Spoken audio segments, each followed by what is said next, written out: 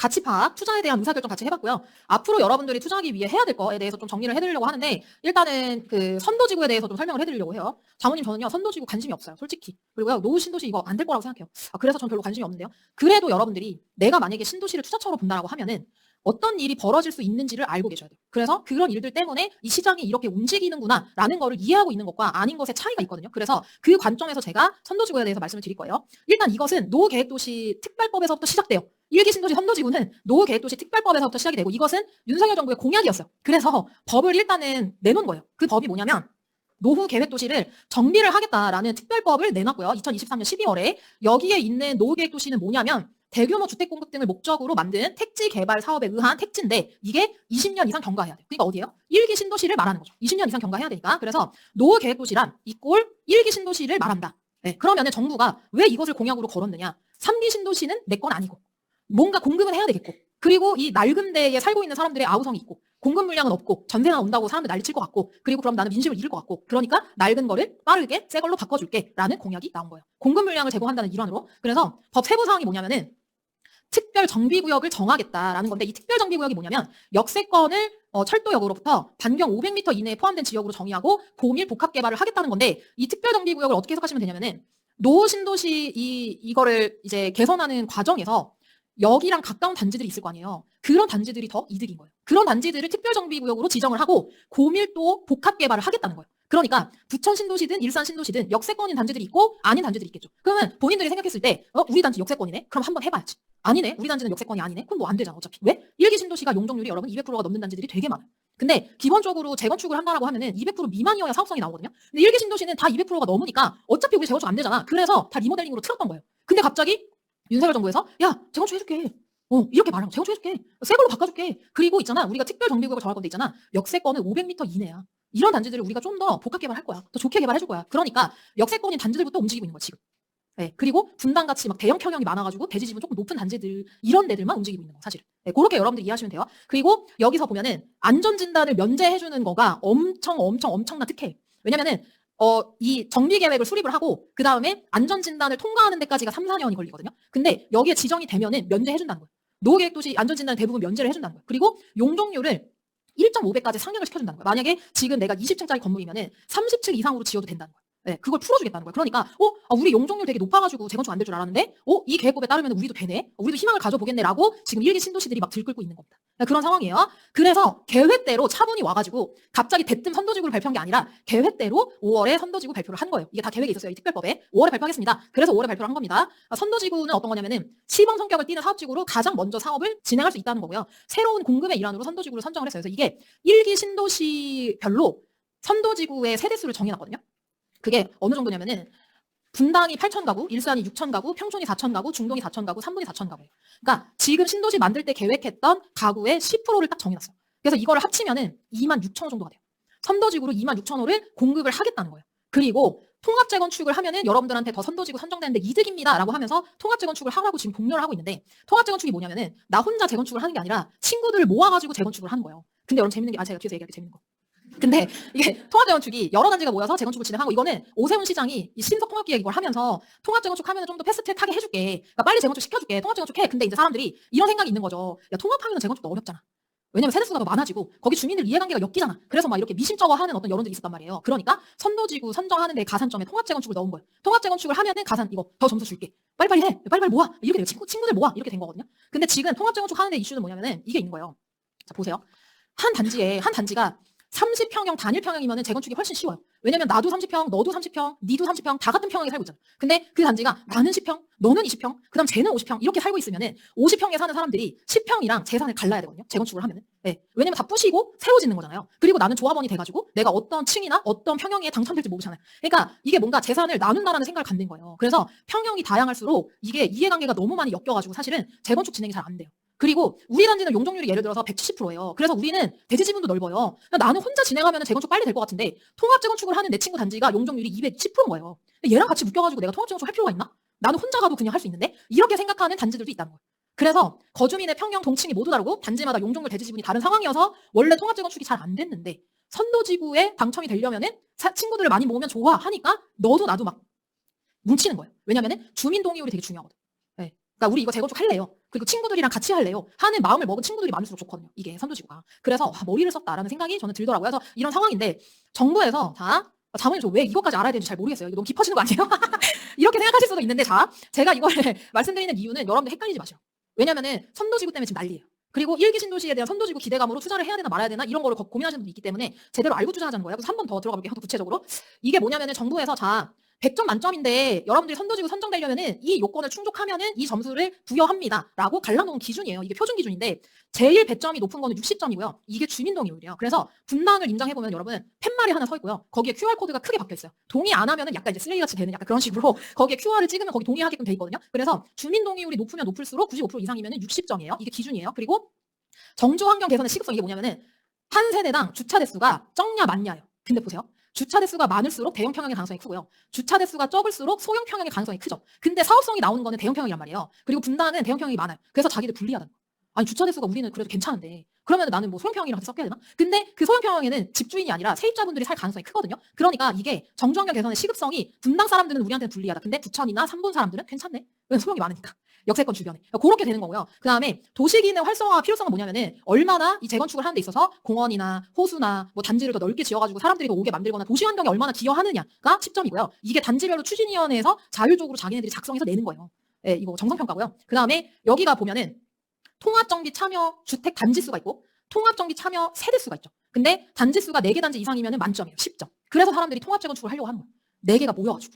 예, 이게 여러분 표준이에요. 표준. 그래서 이렇게 정리를 해볼 수가 있죠. 제가 방금 말씀드린 거대로 이렇게 정리를 해볼 수가 있는데 여기서 진짜 재밌는 게 뭐냐면은 이거는 정부에서 준 표준 기준이고요. 지자체별로 자기네들한테 유리하게 바꿔서 기준을 적용시킬 수가 있어요. 이거는 표준이야. 그래서 바꿨어. 분당을. 본인들한테 유리한 걸로. 그래서 분당은 자 보세요. 정주환경 개선의 시급성이 만점을 6점으로 줄였어요. 왜냐면 대형 평형도 불리하니까. 네, 주차 세대수가 자기네들은 주차 그 이제 자동차 수가 더 나오니까. 그래서 6점으로 줄였고요. 그 다음에 도시기능 활성화 필요성은 우리가 기여하는 만큼 하겠다. 그래서 15점으로 올렸고요. 주택 단지수 점수를 줄였죠. 왜? 분당은 세대수가 많은 단지들이 많아요. 그래서 2개만 모여도 4,000세대인 거예요. 근데 분당의 선도지구의 맥스가 8,000세대예요. 시범 단지 2개만 모여도 4,000세대예요. 그러니까 4개가 모이면은 8,000세대가 되잖아요. 이미 시범만. 근데 분당에 시범만 있는 게 아니에요. 양지도 있고요. 효자촌도 있어요. 그래서 자기네한테 불리하다는 거예요. 그래서 주택 단지수 배점을 줄인 거예요. 그리고 참여 세대수를 늘린 거예요. 근데 일산이랑 부천이랑 평촌이랑 삼본은 상관없어. 우리는 주택 단지수 이렇게 해도 상관없어. 라고 하는 거고요. 그 다음에 일산이랑 평촌이랑 삼본은요. 도시기능 활성화에 관심이 없어요. 그냥 통합재건축만 여러분들이 신청을 하면은 10점 만점 줄게요. 일산이랑 평촌이랑 삼본. 그러면은 선도지구 선정하는 게 분당이 본인들한테 유리하게 바꿨어도 사실은 일산이나 평촌이나 삼본이 기준이 더 러프하잖아요. 사실 보면은. 그러니까 좀 더 까다로운 거는 분당이고요. 이건 그러니까 지켜봐야 돼. 그러니까 선도지구 누가 선정되고 진짜 실제로 재건축이 진행될지 이런 것들을 바꿔서 진행을 했고 여기도 와글와글이에요. 그리고 부천도 지금 주민동의 여부를 70%까지 올렸어요. 왜? 소형 평수가 많으니까 사람들이 동의를 안 해. 그래서 동의하는 게 중요한 거예요. 그러니까 배점을 올려놓은 거예요. 이렇게 막 이해관계가 엮여 있어요, 여러분 지금 선도지구에. 네. 네. 그래서 역세권이 단지들부터 움직이고 있다. 왜? 특별정기구역의 역세권이면은 고밀도 개발이 가능하니까. 그러니까 그런 단지들부터 내가 좀 추진해보겠다라고 하는 거예요. 그래서 자문이 있잖아요. 제 투자가 무슨 상관이 이게. 저는요, 분당, 일산, 부천, 평촌 한번 아직 모르겠어요. 저는요. 이게 무슨 상관이 있냐면은 시장의 분위기랑 움직임을 알고 대응하는 게 중요해요. 왜냐면 제가 생각하기에 선도지구가 선정이 되고 그 안에서 통합재건축이 빨리 될 수도 있고 안 될 수도 있는데 될 수도 있잖아요. 될 수도 있잖아요. 그러면은 이 상황에서 가격에 영향을 줄 거란 말이에요. 이런 이슈들이. 그랬을 때 이게 선도지구 때문에 이런 과정들 때문에 이런 일들이 벌어지는 거구나라는 거를 여러분들이 이해하시는 게 되게 중요하다라는 거를 말씀드리려고 설명을 해드리고 있는 겁니다. 그래서 분당은 세대수가 많을수록 유리하고요. 부천은 동의율을 높이는 게 관건이에요. 그리고 부천, 평촌, 삼본, 일산 이런 단지들은 역세권 위주의 단지들로 지금 선도지구를 하려고 하고 있고요. 평촌 같은 경우에는 사업성이 좋은, 왜냐면 입지가 좋으니까 사업성이 좋은 단지들은 선도지구 안 한다고요. 자기네들 그냥 단독적으로 재건축하겠다. 네, 오히려 그런 데가 알짜일 수도 있어요. 재건축 관심이 있으신 분들. 네, 단독으로 하는 거가. 그래서 분당이 지금 이런 일이 벌어지고 있어요. 뭐냐면 여기가 시범단지거든요. 제일 먼저 들어온대요. 시범이. 분당 신도시 안에서. 근데 처음에는 시범단지 삼성, 우성, 한양, 현대를 다 합쳐가지고 왜냐면 4단지가 모여야 10점 만점이니까 4개 단지 저희 모여가지고 통합재건축 할게요 했는데 여기서 우리는 역세권이잖아. 너네는 비역세권이잖아. 우리는 우리 둘만 할게 해서 여기서 갈라졌어요. 네. 네, 그러니까 이런 것들이 다 일어나는 거예요. 그리고요. 선도지구로 지금 2세대가 지금 진행을 하고 있잖아요. 지금 이 2단지가. 근데 만약에 나는 삼성이 갑자기 마음이 돌변했어. 나 있잖아. 나 선도지구 안 들어가고 싶어. 나 빠질래. 그러면은 아예 그 선도지구 명단에서 빠져요. 한양도 빠져요. 그래서 그냥 한양은 뭐야? 너 왜 그래? 한진은 왜 그래? 너 다시 마음 먹어봐. 같이 해보자. 다 잘 안 되면 이게 어렵다는 거예요. 어려워. 통합재건축이 진행이 되는 게. 여러분 그렇게 생각하시면 돼요. 자, 그래서 이 과정을 겪어서 이제 선도지구가 선정이 되면은 재건축이 되는데요. 재건축. 자, 여러분 이 기회로 재건축의 과정과 그다음 일기 신도시가 낡아져서 재건축이 된다라고 하면은 어떤 과정을 거쳐갈지를 한번 보세요. 재건축이 일단은 사업 준비가 3, 4년 정도 필요하고요. 지금 선도지구가 노계획도시 특별법에서 정비구역 지정부터 시작을 하는 거예요. 안전진단 면제시켜주고. 이게 3, 4년이 걸리는 건데 안전진단 면제해주는 거고요. 그 다음에 시행을 하는데 조합 설립이랑 사업 시행 인가가 되게 중요한 단계거든요. 이게 되게 중요한 단계예요. 이것도 3, 4년이 걸려요. 조합 설립하고 사업 시행 인가 나오는데. 그리고 관리 처분이 되면 거의 다 왔다고 보면 돼요. 재건축에서. 그래서 조합 설립하고 사업 시행 인가 나고 관리 처분 계획이 되면은 거의 재건축이 진행이 됐구나. 조사관 이렇게 외워요. 조합 설립이 나고 사업 시행 인가가 나고 관초까지 났구나. 그러면은 그 다음 단계가 이주 철거거든요. 그래서 관초까지 나면은 재건축 가능성이 굉장히 높은 건데 지금 규제 안에서는 이 조합 설립 인가가 나기 전에 팔아야 현금 청산이 안 돼요. 네. 조합 설립 인가가 나기 전에 팔아야 현금 청산이 안 돼요. 조합 설립 인가가 나고 나서 재건축을 팔면은 현금 청산이 돼요. 나라에서 현금 청산을 시켜버려요. 네. 그러니까 그런 지금 규제가 있긴 하고요. 그 다음에 착공까지 들어가고 준공하는데 3, 4년이 걸려요. 그래서 거의 몇 년이 걸려요, 여러분? 재건축을 한다는 게 10년에서 15년이 걸려요. 그리고 지금 시장이 어떠냐면은 이주를 했어요. 네? 철거를 했어요. 그러면은 내가 그 단지에 살다가 나와야 되잖아요. 그럼 나는 전세살이를 하고 있는 거예요. 근데 지금 건설사들이 건설 비용이 너무 높아졌으니까 추가로 건설 비용이 나오는데 그게 조합이랑 갈등이 풀리지가 않아가지고 나는 전세살이를 계속하고 있는데 건설사는 집을 안 지어요. 지금 그런 상황이 지금 이 시장. 그래서 재건축이 그런 게 아무것도 없이 실제로 너무 스무스하게 진행된다고 하더라도 10년이 걸리는 건데 지금 통합 재건축은 어떻게 한다? 어떻게 하느냐 한번 볼게요. 그 계획을 한번 볼게요. 재밌어요. 일단은 24년 11월에 선도지구를 선정을 해서 25년에 안전진단 면제하고 정비구역 지정부터 시작을 해서요. 조합 설립, 사업시행인가 관초까지 26년에 다 끝내고 27년부터 지진된다는 거예요. 지금은 24년. 집을 언제부터 짓는다? 27년. 네. 평균으로 거의 5년 이상이 걸리는 일을 27년에 하겠다는 거예요. 그럼 어떻게 하겠다는 거지? 여기 들어가 있는 세입자분들 다 이주시켜야 돼요. 네. 시범단지가 4,000세대인데 거기 있는 사람들 다 내보내야 돼요. 네. 2명만 살아도 8,000명이잖아. 8,000명을 내보내고 착공을 시킨다고 27년에. 되겠어요? 될 수 있죠. 막 옛날에 80년대에 막 알죠, 여러분? 80년대에 막 이렇게 막 나가세요 할 때 친절하게 안 하고 야구방망이 같은 거 들고 와가지고 나가세요, 우리 재건축 해야 돼요 이러면서 이렇게 하진 않을 거지만 그게 사실은 1, 2년이 필요해요, 기본적으로. 예, 그러니까 이주하고 착공 들어가면 철거하고 착공하는데 근데 지금 이거를 27년 하겠다는 거예요. 그리고 2030년에 입주시키겠다는 거예요. 왜냐면은 이제 집을 짓는 데까지는 시간이 걸리니까. 근데 심지어 이거는 단독 재건축이 아니라 어떤 재건축이다? 통합 재건축이다. 예, 그러니까 이거 과정에서 리스크가 당연히 있겠죠. 실제로 여러분 레미안 원베일리가 통합 재건축한 단지예요. 아세요? 레미안 원베일리가 통합 재건축한 단지인데 과정을 한번 볼게요. 얼마나 오래 걸렸는지 보세요. 2002년이랑 2003년에 추진위를 설립하고 그 다음에 2015년에 조합 설립 인가가 나요. 2015년. 말이 12년이지 여러분. 그 다음에 15년에 시공사 선정하고 2017년에 사업시 여기부터는 좀 빠르게 됐어요. 빠르게 됐는데도 사업시행 인가 나고 나서 6년이 걸렸잖아요. 근데 정부에서는 27년에 착공해가지고 30년에 입주를 하겠다는 거예요. 지금 여기 지금 몇 년 걸렸냐면 21년 걸렸어요. 네, 무려 21년이 걸렸다는 거예요. 그러니까 재건축은요, 여러분 여러 단지가 모여 있을수록 그리고 그 재건축 단지가 유명할수록 아이러니하게도 잠실주공 5단지 음마 아직도 안 됐어. 사업 진행이 더뎌요. 오히려 여러분 단독으로 조용하게 재건축하는 단지들이 더 세요. 속도도 빠르고. 그래서 도곡 3호 같은 게 이번에 레벤투스라고 25년에 입주하거든요. 이런 게 굉장히 빨리 진행이 됐어요. 평형도 많이 쪼개져 있지 않고 사람들이 동의도 많이 하고 그러면서 동의를 높이고 단계를 다 거쳐가지고 재건축이 됐으니까 사실은 말 많은 어떤 파티 같긴 한데 오히려 이런 데들이 알짜인 거죠. 재건축을 만약에 본다라고 하면. 그러면 분당에 계시는 어떤 실입주자 분들은 왜 이렇게 통합재건축이나 선도지구에 관심이 많으냐. 살기가 너무 좋은데 본인 집이 너무 낡은 거예요. 그래서 그거를 새 걸로 바꿔준다니까 당연히 하고 싶죠. 그런데 그게 세대수가 많을수록 통합재건축 과정이 리스크가 있을 수밖에 없으니 안 될 수도 있다는 걸 알고 우리는 투자자로서 봐야 된다는 거예요. 그래서 선도지구의 리스크는 이런 거예요, 여러분. 선도지구를 지정대로 동의는 했는데 재건축 진행 과정에서 분담금 이슈로 선도지구에서 빠지고 싶다면은 진행이 안 되는 거예요. 네. 장모님 저는 이것까지 제가 기억해야 되는지 잘 모르겠는데요. 아니요, 여러분 아셔야 돼요. 왜냐면 재건축을 알아야 그 시장에서 어떤 가격 움직임이 있는지를 여러분들이 캐치를 하시거든요. 이런 것들 때문에 분당에 있는 낡은 아파트들이 지금 가격이 1억 5천, 2억씩 상승하는 거예요, 지금. 근데 그게 만약에 선도지구에 대한 그 거품이 빠지잖아요. 그러면 분당도 가격 내려갈지도 몰라요. 네, 그러니까 그런 것들을 여러분들 이해하시는 게 중요하고 단지 내 수천 명의 이해관계가 충돌하고 있어요, 사실. 자, 여러분 이거 되게 재밌는 건데 재건축에 가장 간절한 사람은 어떤 사람일까요? 보세요. 비싸게 산 사람, 예전에 싸게 산 사람, 입주 때부터 살고 있는 사람. 어떤 사람이 가장 간절할 것 같으세요? 재건축이? 어떤 사람? 비싸게 산 사람. 왜냐면 돈 벌고 싶은 거예요. 입주 때부터 들어간 사람들은 너무 애초에 싸게 들어가져 있기 때문에 그리고 그분들 나이대가 입주할 때 들어간 거잖아요. 92년에 30대인 거예요. 네? 그러면 지금 거의 30년 됐잖아요. 그럼 60대잖아요. 에휴, 내가 늙어가지고 새 아파트 언제 돼? 2030년이면 또 6살이 더 먹는데 그럼 내가 요양원 갈라 했는데 내가 뭐하러 이거 새 아파트 이렇게 되는 거예요. 진짜로. 분당 거주민들 중에는. 그리고 중간에 들어간 예전에 싸게 산 사람은 좀 긴가민가 해요. 아 근데 내가 추가 분담금까지 내고 내가 이걸 해야 될까? 근데 비싸게 산 사람은 무조건 새 아파트가 돼야 돼. 그래야 내가 더 벌 수가 있으니까. 그러니까 여러분들이 비싸게 사서 여기를 들어간다? 여러분도 똑같이 되는 거예요. 네. 그래서 이런 것들을 알고 이 시장 참여자들이 어떻게 움직이는 건지를 여러분들이 해석을 할 수가 있고요. 25년부터 30년까지 10년 걸리는 일을 6년 만에 하겠다는 거예요, 지금. 그러니까 진행이 될 수도 있지만 안 될 수도 있다는 걸 알아야 되고 선도지구 재건축 다 좋은데 사업이 진행되지 않았을 때 내가 껴안아야 되는 리스크가 뭐지? 그거는 분당뿐만 아니라 일산, 부천, 삼본 다 똑같아요, 평촌도. 내가 이거 진행되는 거 좋아. 여러분 만약에 낡은 아파트가 재건축돼서 새 아파트 되면 얼마 정도 벌 것 같으세요? 거의 제가 보기에는 2배 이상 가격 뛸 것 같아요. 새 아파트가 된다라고 하면 엄청 벌겠죠? 수익이 나겠죠? 근데 그게 안 될 수도 있잖아요. 그럴 가능성을 염두에 둬야 된다는 거예요. 자, 정리하면은 될 수도 있고 안 될 수도 있다는 관점을 견제해야 돼요. 지금 선도지구와 일기 신도시의 재건축에 대해서. 그리고 현재 선도지구 유력 단지들은 물건도 없고 단기간에 1억 이상 상승, 단기간에 여러분. 말 1억이 진짜 이거 많이 오른 거예요. 그래서 저평가 확신이 있을 때 매수하셔야 되고요. 이럴 때일수록 더더욱 가치와 가격을 보고 투자하시고요. 5년, 10년을 보유하면 과정 중에 선도지구 선정되면은 재건축 진행이 될 수도 있겠다라고 생각하시면 돼요. 그러니까 이게 뭐냐면 제 주변에 부천, 3번, 평촌 가지고 있으신 분들 되게 많아요. 네? 제 주변에. 그러면은 이게 만약에 선도지구 선정돼가지고 재건축 진행되면은 더 좋지 않을까라고 생각하는 사람 몇 없어요. 투자자들은. 왜냐면은 세입자도 내보내야 되고, 그죠? 전세금도 못 올려받고, 그리고 여기서 내가 재건축 될 때까지 이거 보유하면서 기다려야 되잖아요. 그리고 내가 몇 억의 분담금을 떠안아야 되잖아요. 다주택 투자를 하는 사람들은 전세금이 올라가지고 현금이 통장에 꽂히는 거, 그리고 내가 팔아서 시세 차익 내는 게 완전 짱이거든요.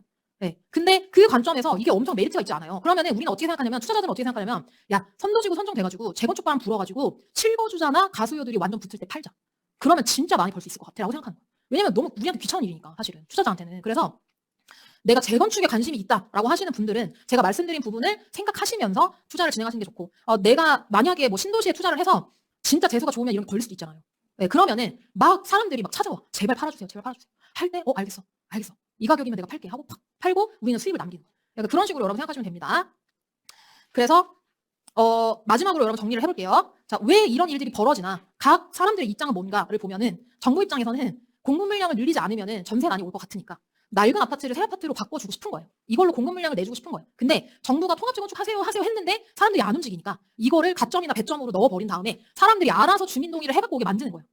네, 왜냐면 주민동의율이 또 그 점선에 들어가 있잖아요. 그러니까 자기네들이 동의해서 갖고 오는 거예요. 그러면 정부 입장에서는 사업성이 높다고 판단되는 단지를 골라서 선정해가지고 진행시키면 되죠. 네, 정부 입장은 그렇고요. 주민 입장은 제가 아까 말씀드렸듯이 초기 입주자하고 뒤늦은 입주자가 입장이 달라요. 그래서 여러분들이 뒤늦은 입주자가 되지 않았으면 좋겠다는 거예요. 여러분들이. 그래서 지금 주민들이 왜 이렇게 적극적으로 움직이냐라는 것들은 아마도 초기 입주자보다는 뒤늦은 입주자가 더 많을 것이다. 그리고 일단은 신청해보자. 어떻게 될지 모르잖아. 그렇게 생각하는 사람들이 많을 거예요. 네, 일단 해보자. 그다음에 투자자 입장이 중요하죠. 투자자 입장에서는 만약에 이 낡은 아파트가 새 아파트가 된다면은 2배 이상은 벌 수 있을 것 같은데 분당이 새 아파트가 된다고 생각해보세요, 여러분. 난리 날 거예요. 판교보다 새 거가 되는 거예요. 네, 마포구 신축처럼 되는 거예요. 네, 마레프 같은 단지 대단지가 들어오는 거예요. 진짜 난리 날 거예요. 근데 이거를 볼 때 어떻게 봐야 되냐면 10년 이상 기다릴 수 있을까? 그리고 진행되지 않는다고 하더라도 이 단지가 충분히 가치가 있을까라는 것들을 여러분들이 생각하시고 접근하시는 게 너무 중요합니다. 지금 현장은 어떤지 한번 볼게요. 현장 브리핑. 지금 현장은 이렇습니다. 자, 시범 한양은 물건이 없습니다. 해당되는 매물이 없습니다. 띵 하고 떴고요. 그 다음에 삼성 한신 같은 경우에는 단기간에 1억 정도가 올랐어요. 현대 같은 데들도 지금 5월에 8억 9,500에 5층이 거래가 됐거든요. 근데 지금 호가가 11억 5천이에요. 네, 뭐야? 이걸 잡으면 어때요? 비싸게 사는 거죠. 피해야죠. 태양을 피하는 방법처럼. 그 다음에 이거에 웃었으면 저랑 같은 세대입니다. 그 다음에 무성 같은 데는 4월에 실거래가 9억 9천 10억이 됐는데 지금도 12억 5천에 나오고 있죠. 그러니까 이런 데는 지금은 피하고 비싸구나, 그렇구나, 선도지구 때문에 그렇구나, 역세권일수록 사람들이 기대심이 높구나, 그래서 자기네들끼리 모여서 통합재건축 추진하는구나를 여러분들이 생각하고 분당을 보시면 됩니다. 그 다음에 부천은 이것도 재밌어요. 보세요. 아니 이거 금강마을 있잖아요. 이 금강마을이 역세권이거든요. 근데 이게요 여러분 1년 사이에 1억이 올랐어요. 그러니까 여기 선도지구 추진 중이에요. 네, 급격하게 빠르게 오른 거죠. 지금 금강마을이 선도지구 추진 중인데 여기 세입자분들이 너무 많아요. 소형평수가 껴있어가지고. 그래서 잘 안 될 수도 있다. 그리고요. 부천에서 역세권이 아닌 단지들이 있거든요. 여기 한아름 마을이라고 있는데 갑자기 웃는 이유는 이 한아름이 역세권이 아니어서 부동산 사장님들이 더블 역세권이라고 얘기를 해요. 그러니까 무슨 말이냐면 너무 재밌죠. 여기가 이제 7호선 중동 그 상동 신도시가 있는데 여기가 1호선이 있거든요. 부천이 이렇게 지나가요. 여기가 반달 마을인데 그리고 여기가 이제 중동이고 이 7호선 역세권의 금강이 여기가 이렇게 있어요. 네, 그래서 이제 추진 중인 건데 여기가 중간이 한아름이에요. 이렇게 중간이에요, 중간. 그래서 밑으로 내려가기도 애매하고 위로 올라가기에도 애매한데 사장님들이 더블 역세권이라고 얘기해. 네, 그래서 재밌는 건 뭐냐면은 역세권이 아닌 단지들이 전세가 올라오면서 여러분 투자 기회가 오고 있어요. 그러니까 이미 역세권인 것들은 선도지구 선정되고 뭐고 이슈가 많으니까 가격이 막 급작스럽게 올라가는데 사실은 여기에는 기대 심리가 없잖아요, 사람들이. 근데 여기가 거주할 만한 가치가 있다고 느끼면 전세가는 올라오는 거예요. 그래서 한아름 같은 데는 지금 3억 4천에 전세가 2억 9천 정도 하거든요. 네, 그러니까 이렇게 투자 기회가 오는 데들도 있다라는 것들을 여러분들이 알고 신도시를 보시면 더 재밌죠. 그래서 여러분들 사고의 시작을 선도지구가 된다면이 아니라 가치가 어떻지 여기가? 그리고 재건축 가능성이 있을 만한 입지인가? 사업성이 나오지 않는 단지더라도 충분히 투자할 만한 가치가 있는가를 먼저 보고 투자하는 게 중요해요. 이게 무슨 말이냐면 자모님 제가 신도시 투자하면은 통합 재건축이 될 수도 있지 않을까요? 라고 생각하고 신도시를 보는 게 아니라 이 신도시의 가치가 어떠하지? 만약에 여기가 사업성이 나오지 않는다는 단지더라도 이 지역 안에서 사람들이 거주하고 싶은 수요가 있나를 먼저 생각하고 투자하는 게 되게 중요하다는 거예요. 예, 선도지구는 여러분 만약에 선정이 되면은 완전 좋은 거고요. 그것도 호재의 일환이라고 생각하시면 돼요. 될 수도 있고 안 될 수도 있는 거. 예, 예. 그리고 아까 제가 정부 입장 말씀드렸잖아요. 사업성이 좋은 단지에다가 그 표준 기준에 가점 5점을 줘요. 사업성이 좋은 단지에다가 가점 5점을 줘요. 그러면 어차피 용적률이 높은 단지들은 사업성이 떨어질 거 아닙니까? 그러니까 어차피 용적률이 더 낮고 대지 지분이 많은 단지에다가 가점을 줄 가능성이 있다는 거죠. 네. 그러면 어차피 사업성이 안 좋은 단지들은 선도지구 선정될 가능성도 적을 수밖에 없는 거죠. 역세권이 아니라면. 네. 그러니까 그런 생각을 가지고 여러분들이 보시면 좋을 것 같아요. 그래서 여기까지 1기 신도시와 관련된 선도지구 통합재건축에 대해서 여러분들이 어떤 관점을 견제하면 좋은 건지에 대해서 말씀드렸고요. 그 다음에 자 신도시 투자 관련해서 여러분들이 궁금해하는 대표 질문 2개 가지고 와가지고 제가 좀 설명을 드리려고 하는데요. 첫 번째는 신도시 투자를 만약에 한다라고 하면은 이제 새로운 신도시가 생길 때 대규모 신규 입주 물량으로 투자금이 많이 들고 전세 빼기도 어려울 것 같은데 리스크 대비를 어떻게 할 수 있는지 궁금합니다. 라는 어떤 질문을 주셨는데 제가 이 질문을 선정한 이유는 앞으로 만약에 입주 물량이 많은 데서 여러분들이 투자한다라고 하면 어떤 것들을 고려해서 투자해야 될 건지를 말씀드리려고 이 질문을 뽑았어요. 그래서 이게 신도시에만 적용되는 건 아니고 이제 입주 물량이 많을 때 그 과정에서 여러분들이 투자할 때 어떤 거를 고려해야 되느냐를 말씀을 드리려고 해요. 2018년으로 돌아가면은 어떤 신도시가 입주를 했냐? 동탄 신도시가 입주했습니다. 이때 2018년은 서울 1차 상승장이에요. 그래서 이때 서울이 바닥에서 한번 완전 점핑해가지고 가격이 상승했었을 때가 2018년이고요. 이 2018년에 동탄이 입주한다고 했었을 때 다 떨고 있었어요. 동탄이 저렇게 많이 들어오는데 우리 어떡하지? 서울도 떨고 있었어요. 그래서 이거 역전세 나면 어떡하지? 하는 분위기였어요. 근데 이게 서울에 사실은 엄청난 영향을 주진 않았는데 전세가에 어디에 영향을 줬냐면은 화성 일단 동탄 1 그리고 수원 수지 그다음에 미미하게 분당까지 영향을 줬어요. 이게 서울까지는 오진 않았는데 근데 그래서 경기도에 새로운 신도시가 만약에 들어온다라고 하면은 제일 영향을 많이 받는 데는 지역 내 그리고 그 주변이 가장 영향을 많이 받는다고 생각을 하시면 돼요. 근데 여기서 중요한 거는 입주장에 의해 낮은 전세가가 형성되는 시장이 있는데 그게 예를 들어서 18년 12월이 입주장이잖아요. 그러면은 가장 전세가가 낮을 때는 11월, 12월 이럴 때의 전세가가 가장 낮아요. 그래서 여러분들이 이럴 때는 전세를 6개월 전부터 내놓고 내 물건을 빨리 전세를 빼는 게 되게 중요하거든요. 왜냐하면 어찌됐건 간에 입주가 끝나면 이런 믿음이 있어야 돼요, 여러분들. 입주가 끝나면 전세가는 당연히 정리가 되게 돼 있어요. 해소가 되게 돼 있어요. 근데 투자자로서 입주 물량이 왜 무섭냐? 나는 전세를 맞춰야 되는데 첫 번째 전세가 안 나갈 수도 있다. 두 번째 전세를 낮게 빼서 투자금이 더 많이 들어갈 수도 있다. 그래서 내가 투자금을 더 많이 들이지 않고 어쨌든 전세를 빼려면은 다른 사람들보다 먼저 움직여가지고 싸게 빼는 게 되게 중요하거든요. 그래서 전세를 싸게 빼고 입주장에서는 그리고 이런 믿음을 가져야 돼요. 당연히 입주장이 끝나면은 전세가는 정리가 될 거라고. 동탄도 다 정리가 됐어요. 네, 이렇게 입주 물량이 많았는데도 그리고 그 상황에서 만약에 내 전세가 안 나간다라고 하면은 내가 잔금이 되는지를 봐야 돼요. 잔금이 돼서 내가 이거를 입주 날짜까지 잔금 칠 수가 있는지를 봐야 돼요. 네, 요거까지 여러분들이 생각하고 투자하시는 게 중요합니다. 그래서 얼마나 영향을 줬나를 보면은 동탄에 입주하는 거가 2018년, 2019년인데 여기가 수원에 있는 입지 좋은 구축단지거든요. 20평대. 여기 전세가가 한 번에 빡 내려가는 거 보이시죠? 이게 동탄 입주할 때예요. 수원. 네, 그리고 수지까지도 여기 보시면 밑에 점 엄청 아래 찍혀 있잖아요. 28년도, 19년도 사이에. 그래서 여기 수지에도 영향을 줬다. 그리고 분당도 보면은 2018년, 19년 사이에 이상거래처럼 하나가 완전 낮게 찍혀 있고 보합처럼 보이는데 분당에도 미비하게나마 동탄 신도시 입주가 영향을 주었다. 그래서 이때 막 여기 수지에 투자하신 분들, 수원에 투자하신 분들 다 벌벌 떨고 있었고요. 수원은 동탄보다 사실은 입지 가치가 그렇게 크게 좋진 않잖아요. 그래서 동탄이 정리될 때까지 수원이 오르질 않아.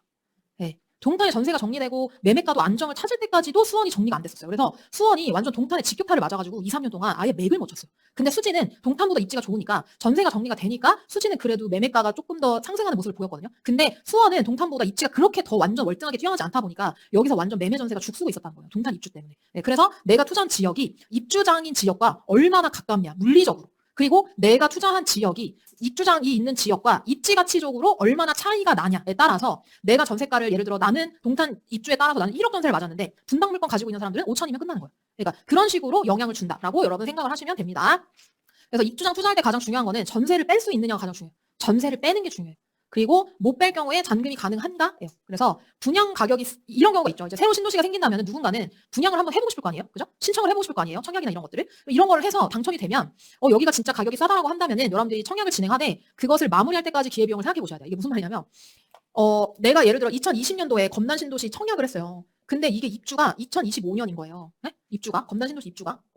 그래서 당첨이 됐어요, 이게 당첨. 그러면 내가 2025년 예를 들어 이거 3월이라고 합시다. 3월 입주. 그러면 2024년 하반기부터는 대비를 해야 되거든요. 전세 빼는 대비를. 내가 여기에 들어가지 않을 거면은, 입주하지 않을 거면은. 그러면 이 사이에 있잖아요, 여러분. 여기를 들어갈 수 있는 준비를 해야 돼요. 여차하면은 내가 잔금 치고 들어갈 수도 있으니까. 예를 들어 이게 분양가가 5억 정도라고 하면. 근데 많은 분들이 있잖아요. 이거 청약을 넣을 때 5천만 원 정도 가지고 청약 넣으신다니까요. 그 정도 가지고 청약을 넣으세요. 될지 안 될지 모르니까. 그리고 나서 이게 이제 분양가가 5억인데 전세가가 지금 여기가 아까 3억 우밀이니 3억 정도 해요. 검단 신도시가. 그러면은 내 돈이 2억이 필요하잖아요. 지금 전세가 3억이면은 전세를 3억에 놓는다라고 하면 이거 이해가세요? 그러면은 2억을 마련할 때까지 투자를 못 해요. 왜냐면 이거 하나 대비를 해야 되니까. 그러면 이제 여기서 사람들이 고민하는 거가 이거 날릴까? 이거 팔까? 이걸 이제 고민한단 말이에요. 근데 생각해보면 팔 만한 물건은 아닌 거예요. 왜? 투자 기준 정한 원리에 따라서 가격도 저평가가 되어 있고 내가 감당이 가능하다면 지켜야 되고 예. 그리고 이게 만약에 상승한다라고 하면 2억에서 3억은 벌 것 같아. 아 이걸 어떻게 해? 그러니까 이 사이에 모두 못하고 이것까지 기다려야 되는 상황이 벌어질 수도 있어요. 그래서 이거에 대한 기회비용을 생각해보셔야 된다는 거예요. 신도시가 생겨서 거기에서 청약을 넣어가지고 내가 여기에 당첨된다라고 하면은 이런 기회비용까지도 있다는 거예요. 근데 자모님 저는요 이런 게 있어요. 이런 것도 있어요. 입주장이 있을 때 여러분 이 신도시가 입주장이 있을 때 자 전매 제한이 다 풀린 거예요. 근데 못 지키는 사람들이 자기 거를 팔 수도 있잖아요. 예를 들어. 그래서 시장이 안 좋아서 마이너스 피 같은 걸로 내가 이걸 받는 거예요. 그러니까 원래는 이게 5억이었는데 마이너스 피가 5천이 생겨가지고 4억 5천이 된 거예요. 근데 이게 지금 전세가가 3억 정도 형성이 돼 있는 거예요. 근데 나는 돈이 1억 5천 정도가 있는 거예요. 그러면은 이거 싼데? 나 감당되는데? 오히려 이럴 때는 나한테 기회일 수가 있죠. 근데 내가 이걸 입주장에 전세를 빼는 거를 산다? 그거는 여러분들한테 리스크죠. 네, 그러니까 입주장의 전세를 빼는 거가 여기서 3억 정도로 내가 수월하게 뺄 수 있고 나는 이게 감당이 가능하다라고 한다면은 이런 데에 여러분들이 들어가시는데 누군가가 마피로 던지는 거를 받는 거죠. 근데 내가 봤었을 때는 3억도 아니고 이게 2억 5천에 빼야 될 것 같아 전세가. 그러면은 여러분들한테도 이게 리스크잖아요. 그러니까 그런 것들은 여러분들이 피해서 매수를 하시는 게 중요하고 이 신도시 같은 경우에는 여기만 들어오는 게 아니라 2025년 4월, 2025년 6월, 2026년 2월 안 끝나 입주가 안 끝나요. 그러면은 여기가 정리가 됐다가도 또 들어오면 영향받고 또 들어오면 영향받고 또 들어오면 영향받아요. 그래서 이 안에서 내가 가지고 있는 단지가 선호도가 얼마나 뛰어나느냐에 따라서 내 전세가 나갈 수도 있고 안 나갈 수도 있어요. 그러니까 그 신도시의 입주장에 내가 뭔가를 해보려고 한다면은 이런 일들이 벌어질 수가 있다는 거를 여러분들이 아시고 하시면은 좋을 것 같아요. 근데 매매가는 오를 수도 있어요. 매매가는 오를 수도 있어요. 왜냐면 새거가 많으니까. 근데 나한테는 그 매매가가 오르는 게 별로 이득은 아닌 거죠. 나는 전세 맞춰야 되는데 그거 못 맞추면 그냥 약간 그런 게 매매가는 올라가지고 내가 수익이 난 것 같지만 전세가는 내가 감당이 안 돼가지고 대출 끌어서 해야 되니까 그게 뭔가 나한테는 실제로 이득인 상황은 아닌 거예요. 그래서 항상 내가 전세를 레버리지해서 투자하시는 분들은 이런 리스크에 대해서 잘 생각을 해보시고 하시는 게 중요하다라는 거를 말씀을 드립니다. 제일 베스트는 이런 거예요. 입주가 거의 끝물인데 여기 입주하는 이 단지가 입주는 거의 끝난 거예요. 근데 입주가 앞으로 올 단지가 26년에 있고 거의 25년에 마무리가 된 거예요. 근데 아직은 여기에 상승바람이 불지는 않은 거예요. 그런데 이 단지가 너무 싼 거예요. 3억 5천 정도로 나와 있는 거예요. 너무 싸게. 지금 전세가 3억인데. 그러면은 내가 이거를 5천으로 할 수도 있잖아요. 이런 게 지방시장에서는 지금 이런 데가 있어요. 이미 이제 입주가 끝났는데, 이제 앞으로 이거 하나만 들어오면 되는데, 요거가 지금 거의 막 시장이 완전 하락장이어가지고 바닥이어가지고 전혀 이 매매 이제 심리가 전혀 살아있지 않는 시장의 경우에는 이런 일들이 벌어지기도 한다. 왜냐면 전세로만 거주하려고 하지 새 아파트를 매매하려고 하는 심리가 없으니까. 그런 시장에서는 여러분 이런 일들도 벌어져요. 대구 같은 데들이 그래요. 자, 그 다음에 그래서 여러분들이 이제 그 교통 인프라가 깔려져 있지 않은데, 교통이 깔려져 있지 않은데 이 안에서 선호도가 제가 갈라진다고 말씀을 드렸잖아요. 그래서 이 신도시 안에서도 입주할 때 플러스 B가 붙는 데가 있고요. 똑같이 입주를 하는데 마이너스가 붙는 데가 있어요. 그러니까 이런 것들에 대한 차이도 여러분들이 알고 계시면 좋을 것 같거든요. 여기 동탄 신도시가 입주할 때 더 레그시티 부영 6단지는요. 마이너스 프리미엄인데 더 레그시티 부영 3단지는 5천만 원이 플러스 피였어요. 아니 똑같이 부영인데 왜 이런 일이 벌어지는 거야? 알고 보니까 이 부영 3단지 옆에 초등학교, 중학교, 고등학교 있고 이 옆에 상권이 있거든요. 그래서 여기에 이 공원이 중간에 있기 때문에 여기랑 아래쪽이랑 위쪽의 생활권이 완전 다르고 사람들은 여기에 몰려 산 거예요. 그래서 신도시가 입주할 때 제가 아까 말씀드렸죠. 가급적이면은 사람들의 생활이 편리한 인프라가 있는 곳을 여러분들이 먼저 보시는 게 너무 중요하다라는 거가 실제로 동탄 신도시 입주할 때 이런 일들이 벌어졌다는 거예요. 그래서 어디에 상권이 형성되어 있나를 잘 봐야 돼요. 그리고 신도시 상권은 여러분 동탄 신도시 가보셨어요? 신도시 상권은 있잖아요. 약간 그냥 우리가 말하는 그냥 시장 같은 느낌이 아니에요.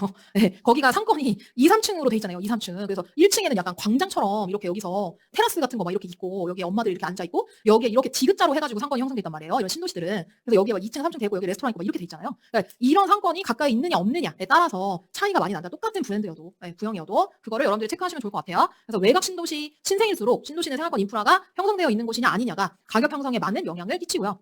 교통계획이 있다면은 투자 우선순위로 두시되 상권, 초등학교, 중학교 등 학교를 끼고 있다면 여기도 이 안에서는 우선순위일 수 있다. 엄마 아빠들이 신도시를 들어가는 이유는 살기 편해서. 그래서 초중고가 그 단지 옆에 있는 거가 굉장히 이득이에요. 그러니까 그런 단지를 여러분들이 우선순위로 보시는 게 너무 중요하다라는 거를 말씀드립니다. 검단 신도시를 한번 가볼까요, 여러분? 검단 신도시가 지금 보면은 입주가 거의 된 것도 있고 앞으로 들어올 것도 있는데 지금 전세가가 3억 정도 해요. 3억이 나와 있어요. 입주가 22년부터 됐는데 전세가가 3억 7천, 3억 4천, 3천, 그 다음에 3억 5천, 그 다음에 최고가 4억 2천에 찍고 지금 4억 8천인데 다시 3억이 나와 있어요. 그러니까 왜냐면 오르는 것 같은데 아니고, 오르는 희망을 가졌는데 아니고, 오르는 희망을 가졌는데 아니고, 희망을 짓밟아 버리는 약간 그런 상황인데 이게 왜냐면 입주가 안 끝나서 그래요. 그리고 이게 특이한 물건일 수 있는데 전세가 없어요, 지금. 여기가 전세 보면은 전세 4개밖에 없거든요, 이 단지는. 근데 주변의 단지들이 전세가 있으니까 대체재가 너무 많은 거죠. 그래서 신도시의 또 하나 특징은 뭐냐면은 물건이 대체적으로 많이 나와요. 매매 물건도 많이 나오고 전세 물건도 많이 나오고. 그래서 선호도가 있는 단지부터 전세가가 높게 형성이 되고 같은 가격이면은 선호도가 있는 단지부터 빠진다. 왜냐면 대체재가 너무 많으니까. 여러분 그렇게 보시면 됩니다. 그래서 주변 입주가 끝날 때까지 신도시에서는 전세가 등락은 멈추지 않을 수도 있는데요. 중요한 거는 내 전세를 맞추고 기다리는 거예요. 싸게라도. 자문이 좀 기다리면요 전세가 올라갈 것 같아요. 아니요. 내 전세를 맞추고 기다리는 거예요. 이런 경우에는. 특히 아파트가 많은 택지에서. 이게 특징이 아파트만 택지에서는 물건이 기본적으로 많이 나오기 때문에 강동구의 고덕 그라시움이나 고덕 아르테온이나 고덕 아이파크, 고덕 레미안 힐스테이트 이런 대체재가 많은 데 있죠. 그런 데는 물건이 막 몇백 개가 나왔다가 몇십 개가 한꺼번에 소진되고 막 이렇게 되잖아요. 그러니까 물건들이 많이 나오는 데는 일단은 싸게라도 내 거를 먼저 빼는 게 되게 중요하고요. 그 다음에 내가 가지고 있는 물건이 이 택지 안에서, 이 신도시 안에서 몇 번째 순서인 건지를 메타인지에서 알고 있어야 돼요. 그래야 내가 전세가를 내리든 유지하든 그런 거에 대한 의사결정을 할 수가 있거든요. 그냥 투자를 해놓고 막연하게 기다리는 게 아니라 이런 게 있어요. 내가 예를 들어 아파트가 이렇게 여러 개가 있는데, 자, 이렇게 여러 개가 있어요. 근데 여러분들이 만약에 이 아파트를 투자했다라고 해볼게요. 근데 이 아파트를 투자할 때 순서가, 자모님 제가요, 처음 투자할 때는 순서가요, 3등 정도 된다고 생각했어요, 이게. 근데 투자하고 나서 전세가 나가는 속도나, 그 다음에 전세가 나가는 가격이나 매매 거래가 되는 가격을 보니까 3등이 아니라 5등이었어요. 사실은요. 네. 그래서 5등에 맞게끔 전세 가격을 내려놓는 게 맞을 것 같아요가 여러분들이 돼야 돼요. 근데 여러분들은 여기까지만 하고 이 뒤를 안 봐. 이 동네 안에서 내 단지가 어느 정도의 순서를 가지는 건지를 모른다 이거예요. 근데 초보들은 완전히 명확하게 이 순서를 알고 투자하기가 굉장히 어렵거든요. 어느 정도 이게 투자 가치가 있다라고 생각하고 투자를 하는 거란 말이에요. 그러면 실제로 이 순서는 매매가가 거래되는 거, 전세가 거래되는 거, 그리고 전세 빠지는 속도에 따라서 선호도가 결정되는 거예요. 네. 이걸 보고 여러분들이 알 수가 있거든요. 그러니까 내 물건을 있잖아요. 사놓고 나서 그냥 넉넉히 있는 게 아니라 사두시고 나서 전세가 어떤 순서로 나가고 얼마에 빠지고 어떤 단지가 더 먼저 빠지고 하는지를 여러분들이 확인하시는 게 중요하고, 그거를 정말로 잘 확인할 수 있는 시점은 언제냐면은 전세 재계약할 때에 여러분들이 명확하게 알 수가 있고, 전세 재계약할 때 만약에 저는 제가 3등인 줄 알고 여기를 샀는데요. 제 동료는 여기가 4등인 줄 알고 샀어요, 사실은. 근데 이게 알고 보니까 제 동료께 3등이었어요. 그래서 제 동료랑 저랑 같이 전세를 내놨는데요. 여기가 먼저 나가요. 너무 속상해요. 네. 그러니까 이런 경험들을 여러분들 해보시면은 여기서 멈추는 게 아니라 왜 내가 이 단지를 3등이라고 생각했지? 이 단지가 더 좋았던 거는 뭐지? 뭐 때문에 그렇지? 라는 거를 여러분들이 복기해보면서 투자에 대한 실력을 높여나가는 거예요. 그러니까 경험이 쌓일수록 이런 것들이 생기는 거죠. 그래서 이런 것들을 여러분들 확인하고 계시는 게 되게 중요하고요. 지역 내 선호도 순서대로 전세 빠지는 순서가 다를 거예요. 그리고 같은 대단지라면은 동과 층과 구조에 따라서 전세 빠지는 순서가 달라져요. 그래서 내가 가지고 있는 물건의 구조가 내가 좀 유리한 구조인지, 내가 가지고 있는 동이 괜찮은지, 내가 가지고 있는 향이 동향인지 남향인지, 입주장에는 항상 그런 것들이 다 크리티컬하게 느끼거든요. 그래서 그런 것들을 여러분들이 잘 보고 있는 게, 내 물건에 대한 메타인지를 높이는 게 너무 중요하다라는 거를, 전세 뺄 때 이런 것들이 엄청 중요하다라는 거를 말씀드립니다. 자, 그래서 정리를 해보면요, 신도시 입주장은요 주변 지역 전세가까지 끌어내리는 아주 강력한 공급 폭탄이에요. 피할 수 있으면 피해야 돼요.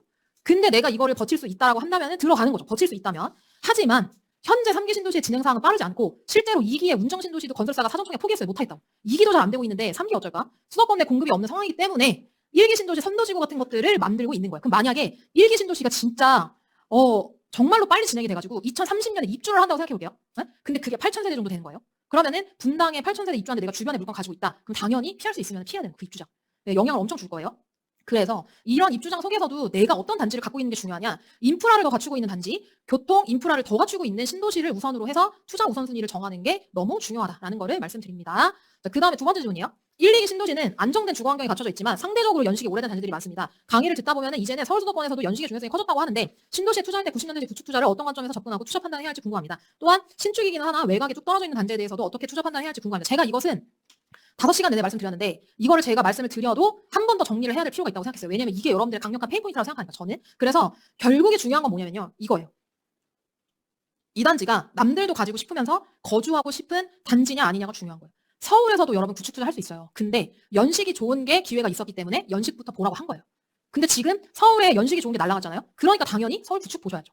그리고 급지를 내리셔야죠. 당연히. 그리고 경기도까지도 보셔야죠. 왜? 서울 상급지가 올라갔으니까. 가격이 올라갔으니까. 그러니까 그런 식으로 여러분 내가 지금 시장에 맞는 투자 범위를 정하고 그 안에서 투자를 하는 거예요. 구축 투자 할 수 있어요. 90년식의 연식의 투자도 가능하고요. 외곽에 있는 신축 투자도 가능해요. 이것은 서울 수도권 모두 마찬가지예요. 근데 우선순위가 달라진다는 거예요. 연식이 좋은 것들의 기회가 있다면 우선순위에 따라 투자하면 되는 거예요. 자, 구축 투자를 해도 되는지 안 되는 건지를 볼 수 있는 바로미터가 있는데 그게 전세가거든요. 구축인데도 전세가가 오르냐가 되게 중요해요. 왜냐면 우리한테는 전세가가 올라서 투자금이 회수되고 통장에 전세가 오르는 만큼 현금이 쌓이는 게 중요하니까 그게 여러분 시스템 투자예요. 사실은. 그러면 구축이더라도 전세가가 오르나를 봤었을 때 임해진흥은 90년식이지만 여러분 어때요? 전세가가 23년 4억 2천부터 지금 6월에 6억까지도 거래가 됐죠. 그리고 지금 호가 5억 5천에 나와 있죠. 전세가 오르죠. 이거는 충분히 여러분들 투자할 수 있는 단지라고 보시면 되고 분당에 신축이 별로 없는데 완전 야탑 외곽에 산들마을이라고 있어요.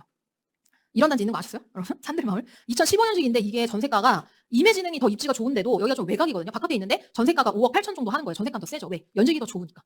그러면은 왜 떨어져 있는 신축은 자문이 하면 안 되나요? 아니요. 할 수 있다니까 이런 것도. 왜? 전세가가 오르니까요. 실거주들이 여기에서 수요가 있으니까요. 거주를 하려고 하니까요. 그래서 지금 전세가가 이거는 3월에 4억 9천부터 6월에 6억 3천까지 올라왔어요. 1억 4천이 올라왔어요. 전세가가. 네. 이런 것들도 충분히 투자가 가능하다. 자문이 근데요. 알겠어요. 근데요. 90년식 단지를 가지면요. 10년 보유한다라고 하면요. 40년이 넘어가잖아요. 그럼 어떡해요? 전세 안 오르면 어떡해요? 그래서 제가 예시를 갖고 왔어요. 여러분 보세요. 올림픽 선수 기자촌이 거의 40년씩이잖아요. 넘잖아요. 여러분. 그죠? 80년대, 이게 88년도의 아파트인데 전세가를 보면 지금 6억 5천이에요. 전세가가. 그리고 22년에 사업부터 시작했죠. 지금 6억 5천인 거거든요. 이 1층은 이거는 이상한 거고. 네, 이거는 이상한 거고. 올라간다니까요. 입지가 좋으면. 자문이 너무 극단적으로 입지가 좋은 구축인 거 아니에요? 너무 극단적으로 이렇게 좋은 걸 가지고 오시면 제가 헷갈린다고요? 네. 제가 극단적인 거를 가지고 올 수밖에 없어요. 이 정도의 선호도가 있으면 이 정도 가격이 오른다라는 거를 보여드리는 거예요. 그리고 구축이더라도 그 안에서 거주 수요가 있으면 지금 전세가 거의 5천에서 1억 사이 다 올라갔어요. 10년 보유한다라고 했었을 때도 입지가 괜찮으면은 전세가가 가파르게 신축처럼 많이 올라가진 않아도 우리가 걱정하는 전세가가 떨어져서 아예 오르지 않는 그런 상황은 벌어지지 않을 거다라는 거를 여러분한테 말씀드리는 거고 이런 것들을 피해야 되는 거예요. 여기가 어디냐면은 수원 팔달구에 있는 신미주 아파트라고 이게 89년식 아파트인데 전세가가 2022년에 1억 4천인데 2024년에 1억 1천에서 5천에 거래가 됐어요. 네. 그러니까 2년 동안에 완전 답복. 거의 그냥 계속 이 가격으로 유지가 되고 있는 거죠. 근데 수원에서도 연식이 90년식인 것들도 과정에서 전세가가 오르는 것들이 있거든요. 그 정도 입지에 여러분들이 투자하는 게 중요하다고요. 그리고 가급적이면은 실거주들이 뭘 좋아한다 구조를? 방세기 구조를 좋아하니까 가급적이면 여러분들 구축 투자한다라고 하면은 방세기 구조로 투자를 하시라. 네. 신축은 어차피 다 방세기 구조잖아요. 화장실 두 개 이렇게 해가지고. 그래서 연식이 오래되었음에도 불구하고 입지가 좋아서 사람들의 수요를 끌어당기는 단지인 건지가 중요해요. 구축일수록 입지가 좋아야 돼요. 왜? 건물가치 이제 다 날라갔으니까. 입지가 좋아야 되고요. 그나마 구조가 좋아야 돼요. 그리고 구축이어서 재건축이 된다면은 재건축 될 때까지 시간이 걸리기 때문에 이 안에서 보유할지 매도할지 결정할 수 있는 충분한 시간이 존재한다고요. 사모님 제가 샀는데요. 재건축이 되면 어떡해요? 저는 세입자 내보내는 것도 너무 걱정이고 거기까지 안 가도 된다. 일단은 보유를 하시고 그 과정에서 내가 충분히 재건축할 때 10년에서 이 정도 걸리니까 그 과정에서 매도할지 가지고 갈지를 결정할 수 있는 시간이 있다는 거예요. 그렇게 여러분들의 신도시의 구축 투자를 접근을 하시면 됩니다. 그렇게 보시면 되고요.